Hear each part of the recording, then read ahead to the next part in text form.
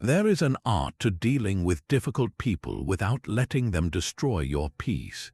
That coworker who subtly undermines your ideas, or the relative whose presence feels like an emotional drain. These are universal challenges. But what if you had an ancient, battle-tested toolkit to navigate these relationships without losing your composure or your sanity? By the end of this guide, you will have 7 practical Stoic principles to shield your mind and reclaim your emotional space. We will explore how Roman emperors and philosophers handled their own toxic adversaries, turning conflict into a training ground for inner strength. What does it truly mean to remain unshaken when someone is trying to provoke you? The most powerful shield you can ever carry is invisible. It is the simple, profound understanding of what belongs to you and what does not. The ancient Stoics called this the dichotomy of control, and it is the bedrock of all their wisdom. At its heart, it is a radical act of sorting. Your thoughts, your values, your choices, your effort, these are within your domain. Everything else, the opinions of others, their actions, their moods, even the outcomes of your best efforts, these lie outside of it. A toxic person operates by trying to seize control of what is rightfully yours, your inner peace, your self-worth, your emotional state. Their insults, their manipulations, their passive aggression, these are like strong winds. You cannot stop the wind from blowing. You cannot control another person's behavior, but you are the captain of your own ship, and you have absolute command over how you set your sails. Think of a sudden, cutting remark from a colleague. The words themselves are outside your control. They have already been spoken, but what happens next is entirely your territory. You control the judgment you place upon those words. Do you internalize them as a truth, allowing them to become an injury that festers? Or do you see them for what they often are, the emotional weather of someone else, mere noise that says more about their storm than your worth? By shifting your focus from the uncontrollable wind to the adjustable sail, you disarm the entire dynamic. Your power no longer resides in changing them, a futile and exhausting endeavor, but in mastering your own response. This is not passivity, it is profound strength. It means you meet their chaos not with matching chaos, but with a chosen calm. You acknowledge their behavior without letting it dictate your inner world. That shift from trying to control the uncontrollable to taking full responsibility for the controllable is the first and most critical step. It is the moment you stop playing a game you cannot win and start building a fortress they cannot enter. This principle becomes a superpower when you practice it deliberately. Start each morning not with a wish for a peaceful day, but with a clear-eyed expectation. Tell yourself, today I might encounter someone's negativity, their rudeness, or their attempt to provoke me. That possibility is outside my control, but my response, my inner calm, my choice not to be offended, that is entirely within my command. This is not pessimism. It is what the Stoics called the premeditation of evils, a mental rehearsal that strips the unexpected of its power to shock you. You are immunizing your mind in advance. Then, as you move through your day, attach a silent rider to every intention you have. You decide to present your idea in a meeting, and you do so with your full effort and clarity. That is your domain. But you simultaneously hold in mind the reserve clause, understanding that the reception, whether it is embraced or criticized, lies outside it. This allows you to act with courage and detachment, to give your best without your peace being hostage to the result. When a difficult interaction does occur, make it a practice to journal about it that evening. Do not just replay the drama. Ask yourself 2 specific questions. First, what in that situation was truly within my sphere of control? Your answer might be my tone of voice, my decision not to escalate, my choice to listen or to walk away. Second, where did I mistakenly try to control what was not mine? Perhaps you wished they would apologize, or you felt frustrated that they did not see your point. This simple reflection trains your brain to see the boundary line in real time. Visualize it as building an internal fortress. From the outside, the harsh words and toxic behaviors still come like arrows shot against a stone wall. But inside the fortress, in the quiet courtyard of your mind, you remain undisturbed. You watch the arrows hit the outer wall and fall away because you have finally understood they were never meant for the real you, only for the image you hold in someone else's troubled mind. This is the daily practice of sovereignty. A fortress of calm is built on clear sight. With your sphere of control firmly established, the next essential skill is to see what is actually happening, free from the fog of your own interpretations. This is the Stoic practice of objective judgment, and it is your most precise tool for disarming toxicity. The core idea is deceptively simple. Strip away the story you are telling yourself about an event and perceive the bare facts. A toxic person's action in itself is just an event. It is a set of words spoken, a tone of voice used, a facial expression made. It is neutral data. The suffering does not come from the data, it comes from the label you instantly and automatically stick onto it. You take the neutral fact, they said my idea was foolish, and you layer it with a judgment. They are attacking me to humiliate me because they think I am incompetent. That judgment, that story, is what triggers the storm of anger, hurt, and defensiveness inside you. The Stoics teach us to pause in that space between the event and the judgment. To see the thing as it is, not as our fears or insecurities paint it to be. Describe the behavior with the cold, clinical detachment of a doctor diagnosing a symptom. He is speaking in a raised voice with repeated criticisms of the proposal's methodology. That is an objective observation. She is sending emails that exclude me from the decision chain and using sarcasm in team settings. That is a factual report. When you frame it this way, you remove the personal poison. You are not being attacked, you are observing someone exhibiting aggressive communication patterns. The behavior is their output, a symptom of their own inner state, not a verdict on your value. Marcus Aurelius, the emperor who faced constant political intrigue and personal betrayal, mastered this reframe. In his private writings, he consistently viewed irritating and difficult people not as enemies but as indispensable training partners. He wrote that such people are like a sparring partner for a fighter. They give you the resistance needed to build your strength. An obstructive senator was not a villain out to ruin his day. He was the very person sent to test and develop his patience, his clarity, and his justice. This is a profound mental shift. It transforms the entire landscape of conflict. The difficult person in your life is no longer a problem to be eliminated. They become the whetstone against which you sharpen your virtue. Their negativity is the heavy weight you lift to build the muscle of your calm. Every interaction becomes a deliberate practice session. Can you hear the harsh words and see only the words, not the intended dagger? Can you observe the manipulative tactic and recognize it simply as a strategy without letting it hook your emotions? This objective view creates a space of freedom. In that space, you are no longer reacting to a phantom narrative of insult. You are responding to the reality of the situation with clear choice. You might still decide to set a boundary or address the behavior, but you will do so from a place of clarity, not from a place of wounded reaction. Your peace remains intact because you have finally understood the disturbance was never in the event itself, but in the opinion you held about it. And that opinion, that judgment, is always yours to examine and, if necessary, to release. That fortress of calm requires a disciplined garrison.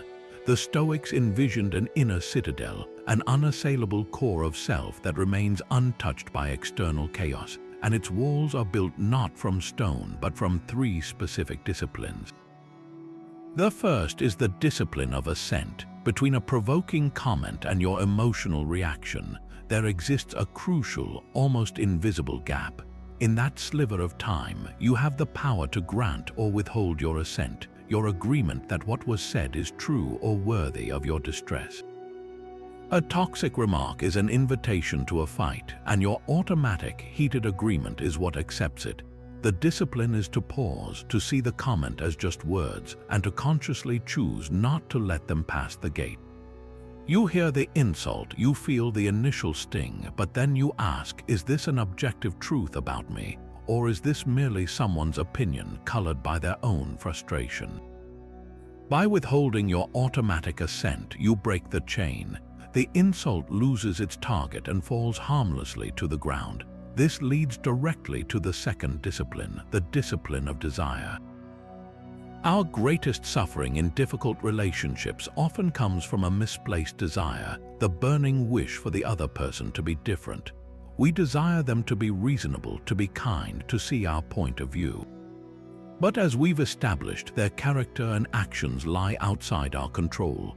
The Stoic redirects that desire inward. Stop desiring for them to change and start desiring for yourself to act with integrity and virtue regardless of who they are or what they do. Your goal shifts from the impossible, changing another person, to the entirely possible, mastering your own conduct. This is incredibly liberating. You are no longer waiting for someone else's good behavior to grant you permission to be at peace. Your peace becomes your own project, independent of their chaos. Finally, there is the discipline of action, which dictates how you move once you've mastered your internal world. The Stoic response is never passive surrender, it is active virtue. Your action when you choose to engage should be guided by justice and kindness, even and especially when you are provoked. This is where the real power lies. Seneca, in his letters on anger, wrote extensively about this. He observed that anger is a brief madness, and that nothing is more effective at disarming an angry person than a consistent, unshakable calm. When you respond to hostility not with matching fire, but with steady, reasoned clarity, you accomplish two things. First, you deny the aggressor the chaotic reaction they were seeking, which often leaves them confused and disoriented, their script ruined. Second, and more importantly, you protect your own soul from being corrupted by their negativity. You act justly by addressing the issue factually if needed, and you act kindly by refusing to return poison for poison. This disciplined response builds the inner citadel brick by brick. Every time you choose calm over chaos, integrity over reaction, you reinforce the walls. You prove to yourself that your core self cannot be breached by external storms because you have stationed the right guards at the gates of your own mind. That inner citadel needs a watchtower, a place to gain a wider view when the battle feels too close.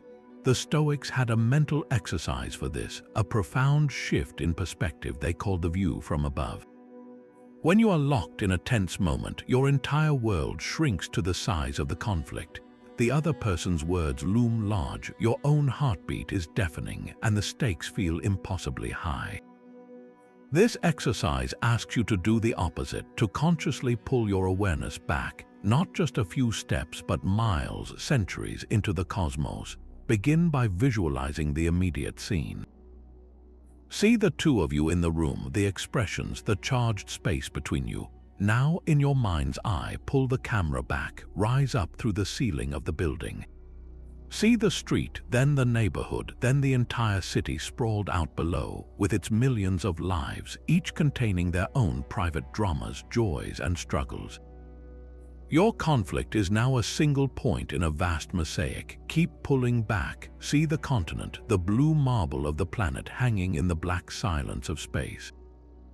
From here, national borders vanish, and the quarrels of empires look no larger than anthills.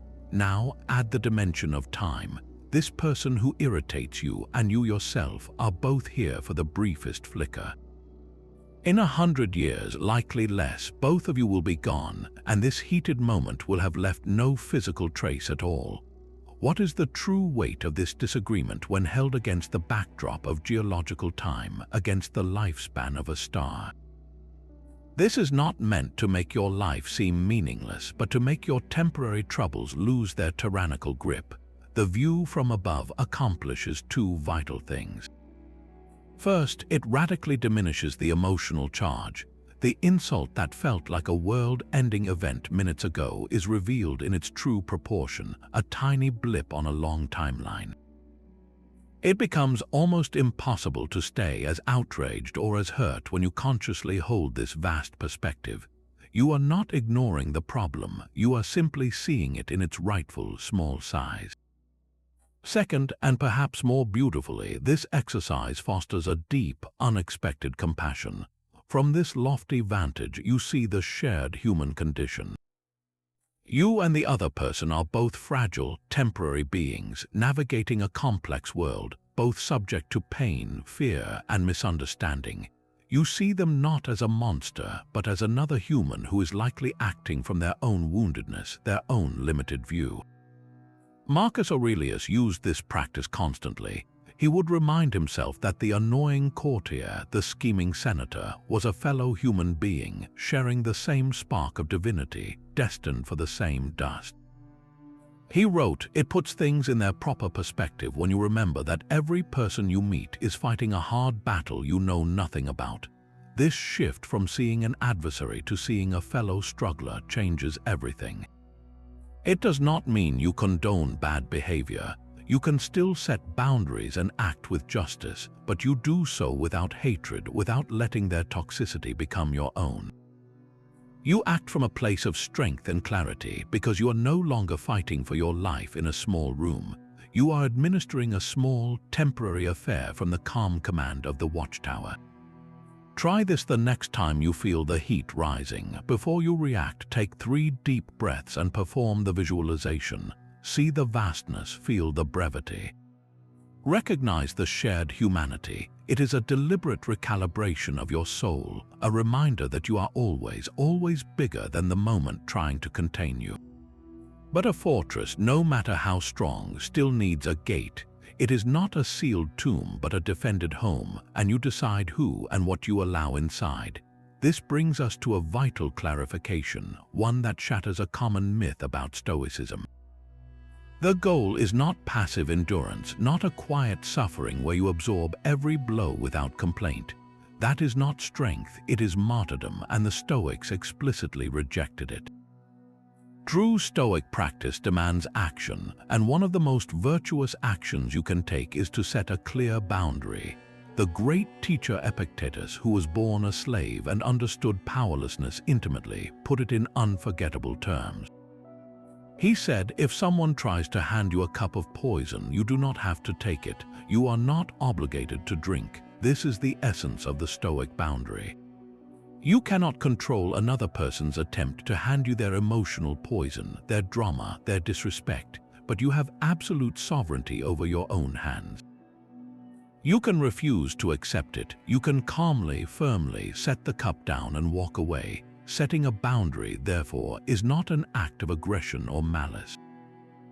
It is a profound act of justice and self-respect, 2 core Stoic virtues. Justice because you are rightly assigning responsibility, their behavior is theirs and your peace is yours. Self-respect because you are honoring your own worth and your commitment to tranquility. Think of it as tending the garden of your mind. You are responsible for its health. If someone consistently comes through and tramples your flowers, you are not being unkind by putting up a small fence. You are fulfilling your duty as the gardener. The fence is not hatred, it is clarity. So how do you build this fence with virtue, not venom? The key is in the delivery, which must be as calm as the inner citadel you are protecting. Your tone is steady, your words are clear, and your intent is not to punish but to preserve. You state the limit without attacking the person's character.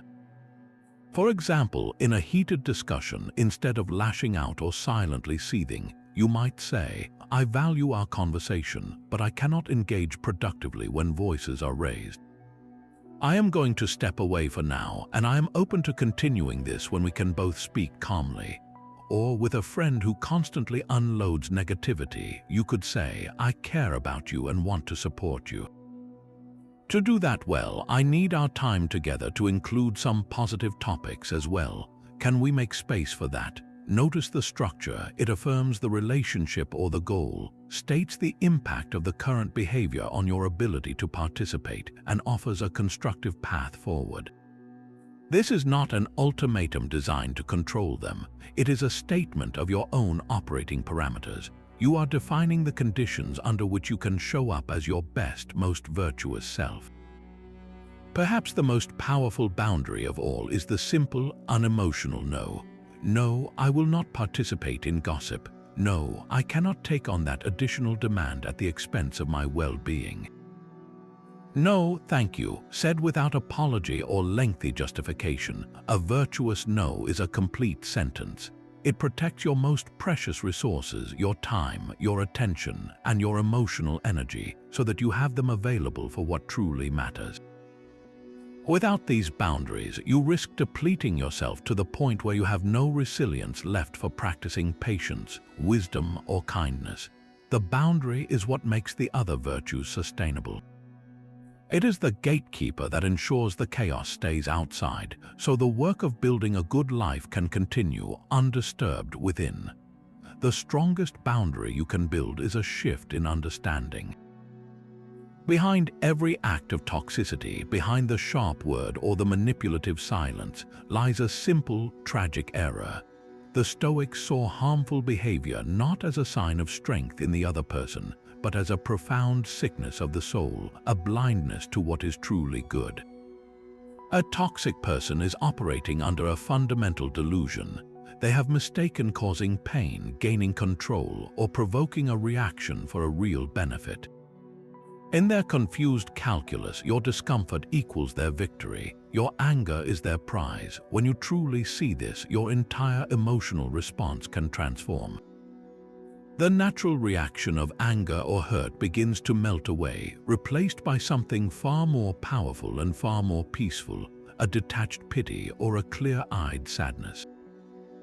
You are no longer facing a formidable adversary. You are witnessing someone who is lost, someone who is so disconnected from wisdom that they believe poisoning their relationships is a path to fulfillment. This is the core of Principle 6, recognizing that the toxicity is their problem, not yours. It is a reflection of their inner lack, not a verdict on your worth. Marcus Aurelius gave himself a specific meditation for these moments. He would write in his private journal, when people injure you, ask yourself what good or harm they thought would come of it. This single question is a master key to emotional freedom. It forces you to look past the surface of the action and into the flawed reasoning behind it.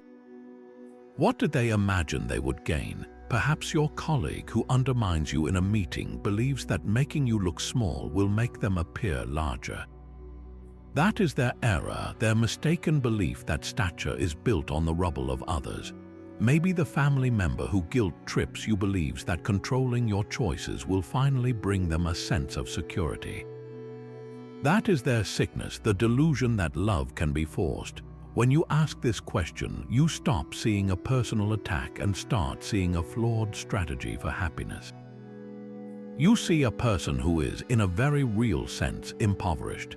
They lack the inner resources of confidence, so they seek external dominance. They lack self-worth, so they seek to diminish others.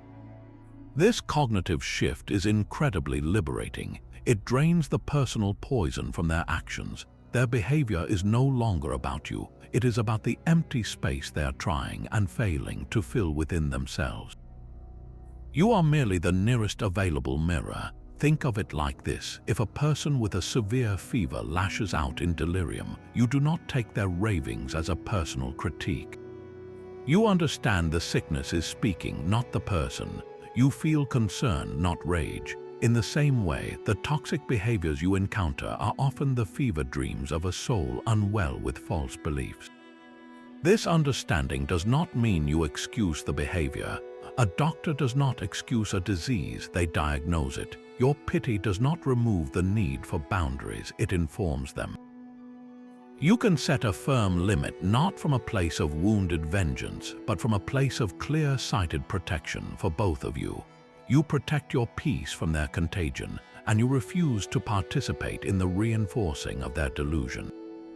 By not giving them the chaotic reaction they mistakenly seek as a benefit, you stop feeding the sickness. Your calm becomes a silent statement of a better way.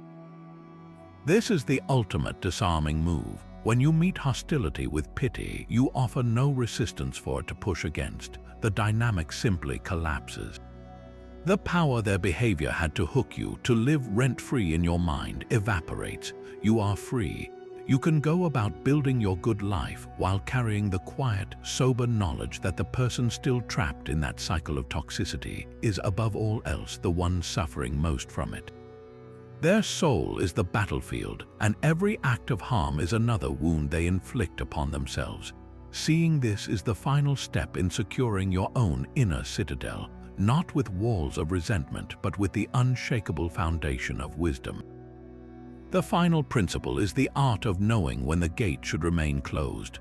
All the strength you have built, the clear sight you have cultivated, and the boundaries you have set, they converge on one ultimate question: is this a battle worth fighting? Stoic wisdom is deeply practical, and its final gift is the understanding that not every provocation deserves a response. Sometimes the most courageous and virtuous action is a deliberate, strategic withdrawal.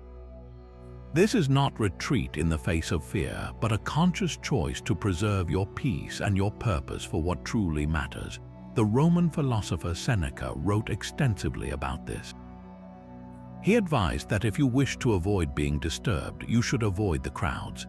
He was not promoting a life of total isolation, but rather a principle of selective engagement.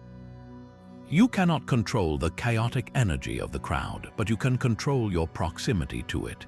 If a particular person or environment consistently pulls you into a whirlpool of drama and drains your spirit, the wise choice may be to simply step back, to limit your exposure, to walk a different path. How do you make that decision? The Stoics would offer you 3 clear criteria to weigh any potential conflict. First, and most importantly, is this issue essential to my core values and duties? Does it touch on my integrity, my responsibility to others, or my fundamental principles? If it does not, it is likely a distraction, a skirmish over something unimportant that risks depleting energy reserved for your true battles. Second, can I actually influence the outcome here? If the situation is entirely outside your sphere of control, or the other person is utterly committed to misunderstanding, then engagement is not strategy, it is futility. You are trying to shout down a storm. Third, what is the emotional and temporal cost of engaging? Even if you can influence it, is the toll it will take on your tranquility worth the potential gain? Will winning this argument cost you a night of peace, a week of rumination, the erosion of your own character as you stoop to tactics you disdain? If the cost outweighs the principle, the wise choice becomes clear. History offers powerful examples of Stoics making this active choice. The philosopher Musonius Rufus was exiled multiple times by emperors who found his teachings inconvenient. He did not rage against his fate or plot elaborate revenges. He simply set up his school in each new, dusty location, continuing his work with those who sought him out. He withdrew from the political center not in defeat but to preserve his mission. His peace and his purpose were untouchable because they were not tied to a specific place or title. In your own life, this might look like choosing not to correct a relative's persistent, minor criticism during a family dinner. It is not an admission that they are right, but a recognition that the harmony of the gathering and your own inner quiet are more valuable than scoring a point. It might look like leaving a social media thread filled with vitriol, or professionally distancing yourself from a chronically toxic colleague by focusing strictly on necessary tasks. In each case, you are not running away, you are walking towards something more important, your own sovereign peace. You are conserving your finite energy, your focus, and your spirit for the people and projects that align with your deepest values. This is practical wisdom in action. It understands that your time and attention are your most precious currencies, and it refuses to let others bankrupt you with petty conflicts. To walk away with calm dignity is to declare silently and powerfully that you decide what is worthy of your life force. You are not a passive reactor to every stimulus the world throws at you. You are a curator of your own experience. And in that act of curation, in that choice to disengage from the unimportant, you claim the ultimate victory, a mind that remains whole, a purpose that remains clear, and a peace that no outside storm can ever take from you. These 7 principles are not isolated tools but a single, interlocking system, a shield and a compass for navigating difficult relationships. First, you master your reactions by understanding what you can and cannot control. Second, you judge situations objectively, stripping away the story to see the bare facts. Third, you fortify your inner self through the disciplines of assent, desire, and action. Fourth, you gain perspective with the view from above, seeing the smallness of the conflict and the shared humanity within it. Fifth, you set virtuous boundaries, learning to refuse the cup of poison without malice. Sixth, you understand that toxicity originates in the other person's error, their mistaken belief that harm is a benefit. And seventh, you wisely choose your engagements, conserving your energy for what truly aligns with your values. Together, they form a complete practice, a way of moving through the world that protects your peace without requiring the world to change first. Remember, this is a practice, not a demand for perfection. You will not get it right every time. The goal is not to become an unfeeling statue, but to become a person who feels the sting and still chooses where to place their attention. A person who can be in the storm without becoming the storm. So here is your call to action. This week, pick just one of these principles. Perhaps it is the discipline of withholding your automatic assent the next time a provoking comment comes your way. Or maybe it is practicing the view from above during a tense moment. Carry that single principle with you as your focus. Apply it, observe what happens within you, and notice the space it creates. We would love to hear about your experiences in the comments below. What principle you chose and what you discovered. If this guide has been valuable, consider subscribing for more timeless wisdom on building a resilient, peaceful, and purposeful life. The path is walked one step, one chosen response at a time. Your peace is worth the practice.